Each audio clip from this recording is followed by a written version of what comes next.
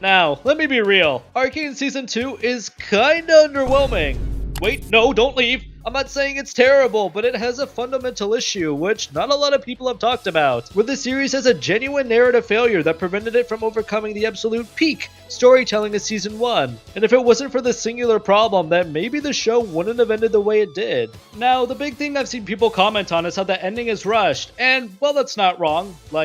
At all. Its pacing is only a result of this problem. The issue, at its core, is narrative structuring. Now, to understand why structuring is so important, let's look at Season 1. I think we all know that Season 1 is nearly flawless in its setup and delivery, as it divided the story into three central perspectives. Jinx and Silco showing the dark underbelly of Zaun fighting for independence, Vi and Caitlyn being a mixture of Zaun and Piltover showing the potential for unity and justice against the elite, and Victor and Jace exploring Hextech and the powerful aristocrats of Piltover. These perspectives come together where each character develops in a clear and impactful manner, where the structure allowed each storyline to get its moment to shine. Where we got to understand every character's motivation, emotions, values. Everything about Season 1 was just incredibly well structured and allowed us to witness these amazing characters. And then Season 2 comes in, where it decided to be funny and see how many plotlines it could jam into 9 episodes. Where it takes the three main perspectives from the first season and divides them into 5 individual ones, allowing Caitlyn to turn into a certain dictator from the 40s, Vi to go through her emo phase, Jace being thrown into Dark Souls, and Victor becoming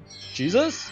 But wait, there's more, as they throw plots in for Echo, Sinjin, and Mel on top of everything else. Now, on the surface, it doesn't sound too bad to flesh out these characters and give them some time in the spotlight after how well-rounded they were in Season 1, especially giving my boy Echo more prominence within the story. But the issue is when you try giving all these characters equal time in the spotlight, where it completely breaks the story's narrative structure. Where there's so much stuff going on within the story, and mind you, it's not bad stuff. On paper it makes sense, but in execution, it falls apart. By focusing on so many characters, it lacks the time to make the overarching narrative work, where the story has to force its way from point A to B, which is why the end product feels so rushed. There's a lot of moments where character dynamics or conflicts get neglected so the plot can move forward. For the most part, this can be ignored, but when it starts ditching fundamental narratives that are foundational to the series, is when that's a problem. The series' foundation since episode 1 has been about two things: Hextech and the divide between Zaun and Piltover. These carry the show, world, characters, motivations, pretty much everything, you get the gist.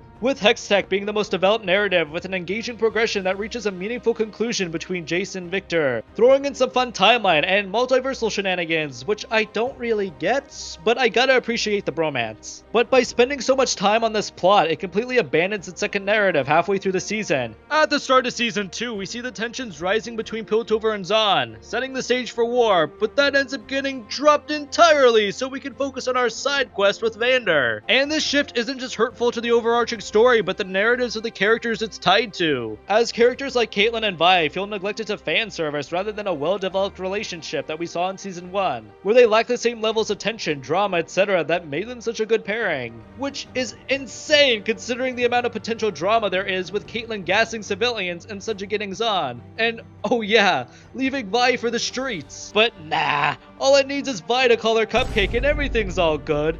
Quite literally, this girl switches from being a dictator to, oh, my Pookie needs me. I mean, yes, they have an argument at one point, but I feel like it needed more time to show Vi becoming independent and fight for herself rather than Caitlyn, Jinx, etc. Which kinda starts to happen before she reverts back to herself in Season 1. As well as the fact Caitlyn's story arc needed more time to show her joining Mbessa, seeing the error of her ways, and trying to fix her mistakes through reconnecting with Vi. By not allocating enough time to these characters, it hurts their dynamic and the characters they surround themselves with, such as Jinx, where she's 100% one of the best characters in the show. Not as good as Echo, but who doesn't like the depressed, quirky, blue-haired girl? I mean, the writers seem to based off how much time they dedicate to her story. But even then, certain dynamics revolving around her, Vi, and Caitlyn aren't given enough time to pay off the tension, stakes, and drama built across both seasons. So when they do finally come together for the finale, putting aside their differences, it doesn't feel fully earned. And unfortunately, cool moments not feeling earned kinda becomes a trend, as the final episode feels like it should be 3 individual individual episodes with how much content is crammed into it. There's just way too much going on to be handled within a singular episode. Trying to balance the unification of Zahn and Piltover, Victor's mass evolution, Ambessa's attack on Piltover, and the end of Hextech while trying to juggle all 8 characters. They should have divided this into separate episodes to allow the story more time to breathe, dedicating moments to Echo and Jinx coming together to unite Zahn, expanding on Vi and Caitlyn's relationship, and setting up Ambessa's invasion with more tension and gravitas, while allowing the story of Piltover and Zahn to come to a close properly. Even the creator himself said a lot of content was cut in relation to the finale, like Jinx and Echo preparing for the final fight, and an emotional moment that would have really hit home for Jinx's character arc.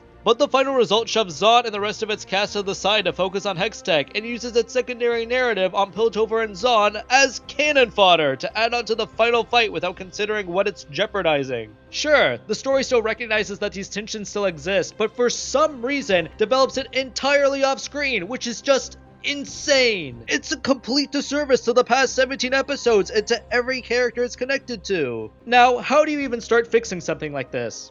Simple. You cut away the fat and restructure elements to focus on its primary narratives. In this case, scrapping both Mel and Warwick's plot. Both Mel and Vander are great, but I feel like Mel could have had the same character arc without being a magician, or having the Black Rose's involvement, or being spin-off bait. If anything, Mel not having magic powers would have been more impactful to see her beat her mother and rise above her in her ideals. But nah, we need a spin-off series. As for Vander, I mean, he died once already. Having him die again just doesn't have the same amount of weight. And while I understand that for lore reasons, he's gotta be there to unite Vi and Jinx, but it just distracts from the main narrative at hand, where his side plot sidetracks a chunk of the overarching narrative for a fun sister quest. But by scrapping these two, it leaves a lot more room within the story to flesh out its ideas and characters properly. Now, while the ending is disappointing, it's still a great series with a lot of great characters and ideas, which simply suffered from an overstuffed narrative that struggled to balance its characters to its fullest potential, ditching its original structure just so it could maximize its ideas, fan service, and world building. And while this structuring failed its narrative, it doesn't stop the show from being a work of art created by hundreds of talented individuals who provided a never-before-seen experience with this enriching world and characters, where I can't wait to see what they do next, where hopefully Echo shows up alongside Jinx, where they take their time to craft a truly amazing series that will hopefully not overload its narrative again. But till then, only time will truly tell. If you made it this far, please like, comment, and subscribe if you enjoyed the kind of content I'm making. This is Balthazar, signing off.